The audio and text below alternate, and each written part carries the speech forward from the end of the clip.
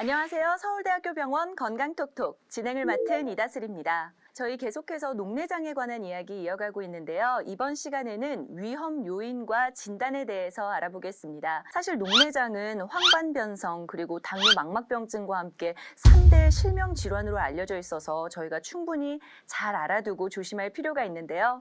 도움 말씀에 오늘도 서울대학교 병원 안과 정진욱 교수님 나와주셨습니다. 교수님 안녕하세요. 안녕하세요. 네, 만약에 가족 중에 녹내장 환자가 있으면 저도 녹내장에 걸릴 확률이 높아질까요? 네, 굉장히 또 중요한 질문을 해주셨습니다. 저희가 녹내장 환자를 진료하다 보면 그런 질문을 종종 받게 되는데요. 실제로 가족 중에 이제 녹내장 환자가 있으시면 녹내장이 생길 위험도가 올라갑니다. 기존의 한 연구 결과를 간단히 말씀드리면 직계 가족 중에서 녹내장 환자가 있는 경우에 녹내장이 생길 위험도가 약 9배 정도 높다는 그런 연구들도 있었고요. 이제 여러 연구 결과들을 이제 종합해서 보면 녹내장 발생에 유전적인 요인이 관여할 걸로 생각은 하고 있습니다. 근데 녹내장은 유전병이라고 보지는 않고요. 네. 유전적인 요인이 한 10에서 20% 정도 관여할 걸로 보고 있고, 기타 이제 그 밖에 환경적인 요인, 생활 습관, 여러 요인에 의해서 이제 복합적인 요인에 의해서 녹내장이 생긴다고 생각하고 있습니다. 사실 그 생활 습관 말씀을 하시니까 가장 좀 찔리는 게 요즘 사람들 스마트폰 진짜 많이 들여다보잖아요. 아무래도 이게 좀 눈 건강에 안 좋을 거라는 생각은 드는데 혹시 녹내장 위험 요인으로도 스마트폰이 관여를 할까요? 예, 아주 중요한 질문인데요. 저도 스마트폰 많이 보거든요. 근데 이제 스마트폰을 이제 장시간 이렇게 가깝게 두고 또 특히 고개를 숙인 자세에서 더군다나 약간 주변이 어둡고 엎드린 자세에서 이렇게 보는 거는 안압을 올릴 수 있는 또 중요한 위험 요인이 될 수가 있습니다. 그래서 스마트폰을 좀 보는 거는 가능하지만 중간중간 휴식을 좀 이렇게 휴식 시간을 갖고 스마트폰을 잘 활용하시면 좋을 것 같습니다. 네. 다들 눈 건강에 안 좋을 거라고는 생각하지만 사실 소위 말해 끼고 살다 보니까 특히 자기 전에 누워서 진짜 깜깜한 데 보게 되잖아요. 장시간이 안 좋고 엎드려 보는 건 안압 때문에 안 좋고 주변이 어두우면 안 좋다. 요거라도 좀 피해가야겠네요. 예, 맞습니다. 네. 네, 또 위험 요인으로 좀 걱정되는 것 중에 하나가 이제 따뜻한 봄이 오는 건 좋지만 봄이 오면 요즘 미세먼지가 또 같이 오니까 혹시 미세먼지도 눈 건강을 좀 위협하고 또 녹내장의 원인이 되진 않을지 좀 걱정이 되는데요. 어떤가요? 예, 최근에 이제 미세먼지도 참 이제 많이들 걱정하고 있는 부분이 되겠는데요. 일단 미세먼지 자체가 눈에 영향을 미칠 거라고 저희도 많이 걱정을 하고 있고 연구를 많이들 진행하고 있습니다.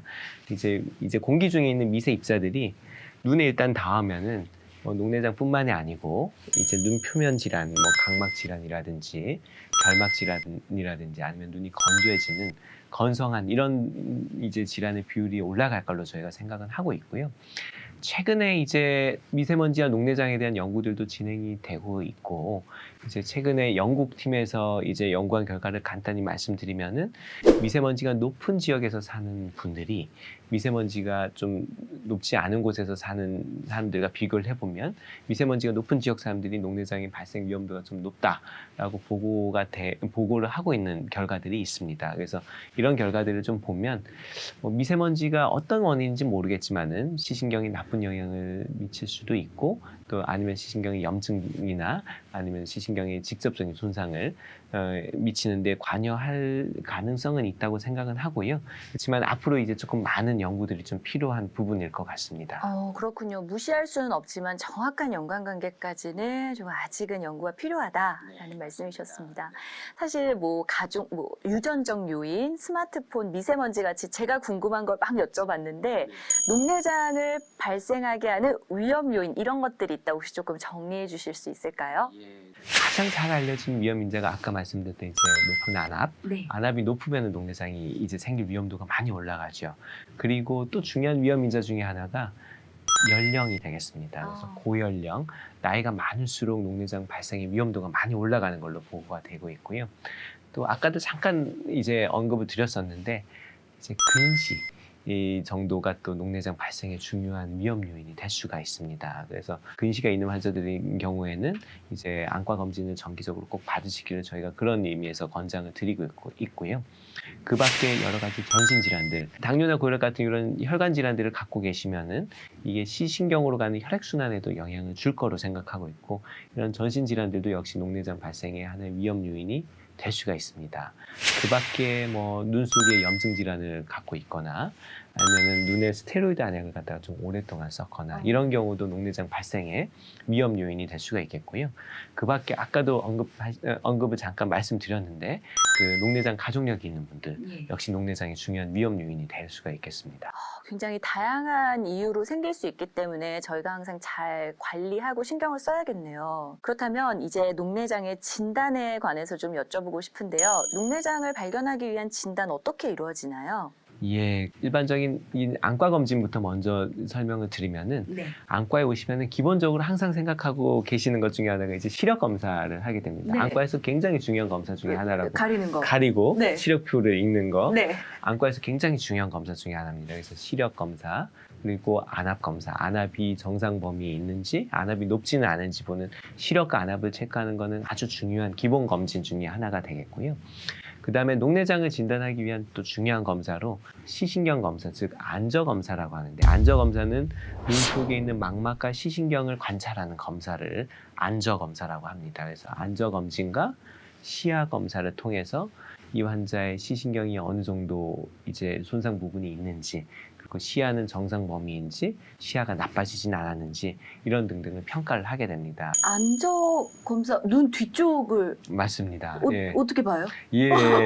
그래서 이제 안과에 오시면은 네. 이제 예. 눈에 약을 넣고 동공을 키워서 이제 세밀한 검진을 하기 위해서는 산동 검사라고 하거든요. 동공을 키운 다음에 저희가 직접 검안경을 통해서 눈 속을 이제 살펴보는 경우도 있고요. 또 그 밖에 눈에 이제 안저 촬영이라고 해서 검사 기계를 통해서 실제로 망막이나 시신경을 실제로 사진으로 찍어서 저희가 이제 그 사진 결과를 보면서 녹내장 여부를 판단하고 있고, 또 최근에는 여러 가지 좋은 검사 장비들이 많이 개발돼 나와 있습니다. 그래서 OCT 같은 장비들을 통해서도 시신경의 두께나 시신경 모양 등, 시신경의 이제 구조 등을 잘 분석을 해서 녹내장의 상태나 녹내장의 진단, 조기 진단에 많이 이제 도움을 받고 있습니다. 네네. 이 조그만 데를 이렇게 네. 보시는 거예요? 네, 맞습니다. 굉장하네요. 예, 네. 네. 그러면 이런 정밀한 검진을 위해서 그 전에는 렌즈를 착용하지 말라든가, 뭐 안약을 당분간 넣지 마세요, 이런 금지사항, 유의사항 같은 게 있을까요? 예, 뭐 이런 이제 안과 검진을 받기 전에 특별히 뭐 렌즈를 갖다가 뭐 끼는 것을 며칠 좀 쉬고 오신다거나 뭐 안약을 뭐 특별히 안 넣고 오신다거나 그럴 필요는 없습니다. 일상생활을 다 하신 상태에서 오셔도 기본적인 안저 검진이나 시야 검사 이런 건 등등은 다 가능하고요.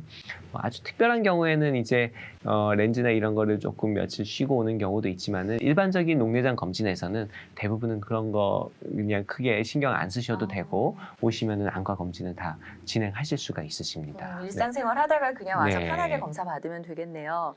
그럼 지금 말씀해주신 이 검사들을 통해서 녹내장 말고 뭐 백내장이나 황반변성, 당뇨 망막병증 이런 다른 질환들도 좀 잡아낼 수 있나요? 안저 검사를 통해서는 이 시신경을 잘 관찰해서 녹내장을 진단하는 데도 도움을 받고요. 그 밖에 이 망막의 조직들 그리고 망막의 혈관들을 자세히 관찰함으로써 다른 여러 가지 망막 질환, 당뇨 망막병증이나 황반변성이나 이런 이제 눈의 주로 뒷부분에 해당되는 질환들을 진단하는데 도움을 저희가 받게 됩니다. 그 밖에 또 중요한 백내장인 경우에는 눈 앞에 있는 이 수정체가 이제 흐려지는 질환이어서 백내장 검사는 또 다른 이제 안과에서 중요한 검사 기계인데 눈을 이렇게 대고 눈 구조를 보는 현미경 같은 게 있습니다. 이런 세극등 현미경 검사를 통해서 백내장 정도를 이제 저희가 이제 진단을 할 수가 있게 됩니다. 눈의 뒤쪽에서 주로 야기되느냐 앞쪽에서냐의 차이가 조금은 있네요. 맞습니다. 네. 그렇군요. 그러면 이렇게 조기 진단을 통해서 잡아내면 치료를 통해서 발병 이전의 상태로도 돌아갈 수 있는 거죠, 선생님? 네. 녹내장은 시신경이 나빠지는 질환인데요. 이제 사실 한 번 손상이 된 시신경을 되살리기는 어렵습니다. 그렇지만은 제가 아까 뭐 항상 녹내장 환자분들께 항상 강조드리는 건데 네.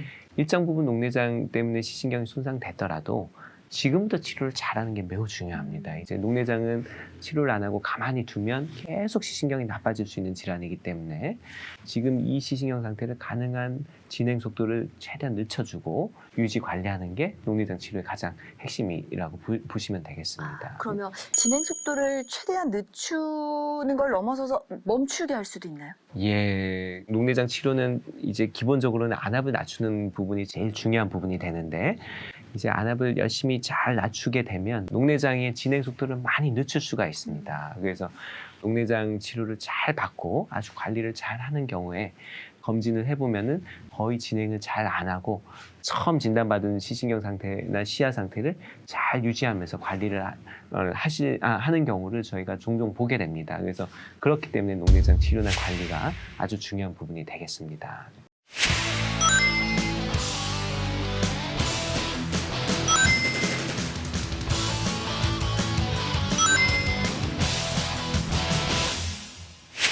지금까지 녹내장의 위험 요인과 진단에 대해서 말씀 나눠봤습니다. 저희 다음 시간에도 녹내장에 관한 이야기 이어지니까요. 많은 시청 부탁드릴게요. 서울대학교 병원 건강톡톡 지금까지 진행을 맡은 이다슬이었고요. 도움 말씀의 서울대학교 병원 안과 정진욱 교수님이었습니다. 톡톡 오늘도 건강하세요. 고맙습니다, 교수님. 감사합니다.